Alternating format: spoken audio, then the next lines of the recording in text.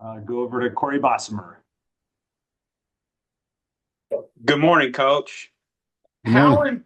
important is it for you to incorporate how you were raised from your family into your college collegiate teachings?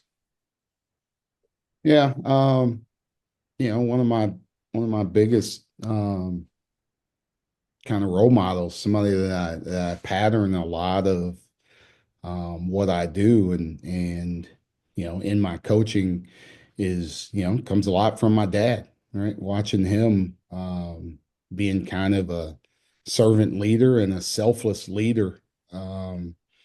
With he was a long time politician in our city, in our state. So just watching how he connected with people of all genders, races, everything, in the way that he led. I try and lead in that way. So um you know it, you learn in different ways, and I think that's kind of you mimic what you see also. So I've kind of grown up in that way, watching him and really taking on the same kind of leadership style. And a quick follow up, Coach. How important to you, in your personal opinion, is it for a coach to hold themselves accountable for the success of the team? No, I think it's really important. Because like I said, like we're all growing, or we're tasked with helping these guys grow. Um, you know, throughout this stage that they're with us. And part of that is having accountability. But if I don't show that in the same exact way, I can't ask those guys to do the same exact thing. So, um, just like I talked about with the leadership style of my dad, mimicking what I see, I think our players do the same. So, we need to hold ourselves accountable in the same exact way that we ask them to hold themselves accountable. Also, Coach, I know your cousin Ken Brown, man. I just wanted to let you know that, man. Ken's a great dude. That's right. All Take right. care. Go to Corey Bossamer. Good afternoon, Coach. Notre Dame is average has four players averaging double figures. You just mentioned Burton, them coming back. How tough of a challenge does the combination of Burton with the other three that average double figures present to you guys defensively? Well, I think that everybody does something different. Now, me being Burden before Burden as a player, um, there's always something different as you try to mix things in. So, sometimes a guy coming back, guys have to adjust, but he's just different than what they've had. So, I think the biggest thing for us is we have to treat him like the star he is. But we still got to do a good job on the perimeter shooting. And the one thing that we've done against them, it didn't matter when he played last year as well. Um, we got to keep them off the glass. Davis, to me, Davis is like the unsung hero of that team. I think that when he plays well, they usually play well. The other guys are going to be who they're going to be. But to me, when Davis plays well, I think they're a really good team. All right, a quick follow up question, Coach. How influential and helpful has your NBA career been to your success as a head coach? Well, it's to be determined here at Georgia Tech. So let's get that straight.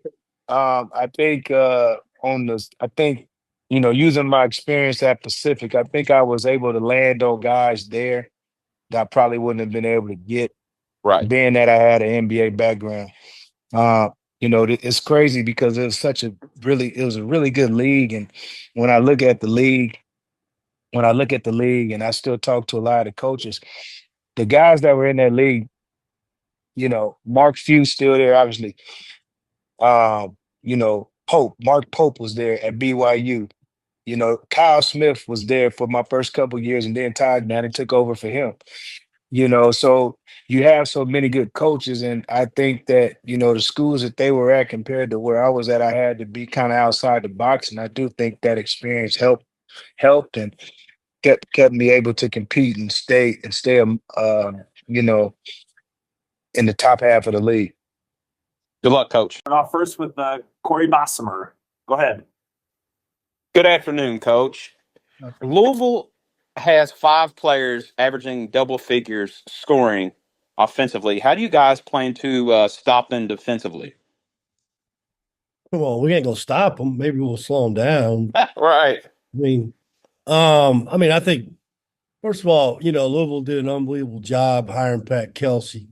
A lot of times in my life, in my profession, during my time, people hire people, and you're kind of like, well, that doesn't really make a lot of sense. That one made sense. And great communicator, great energy, great recruiter, outstanding coach. He's put together, a really good team that's connected. You could tell they have great togetherness on both sides of the court. And like you said, Chucky Hepburn's playing at a really high level. His assist turnover ratio is off the charts. Smith is one of the best 3-point shooters in the country. Moves without the ball, screens, gets it off quick. Adley, great player. Edwards, and I think Scott's kind of coming into his own. So you're not going to take it all away. We are who we are. We're a pretty solid defensive team. And so we'll probably tweak maybe 1 or 2 things, but I don't think that change your whole game plan just to play, one team. And so we'll get it figured out here in the next, we had a little walkthrough yesterday. We'll get it figured out today and get ready to play tomorrow. One quick follow-up. What do you think of the environment that the Yum Center is going to bring, given how Louisville's been playing with the 9-game win streak? Well, it's going to be off the charts, but it should be. It's Louisville basketball. That's the way, I grew up watching Louisville, at least in, that one at that point in Freedom Hall was passionate fan base, historical basketball program. It's going to be like it was here.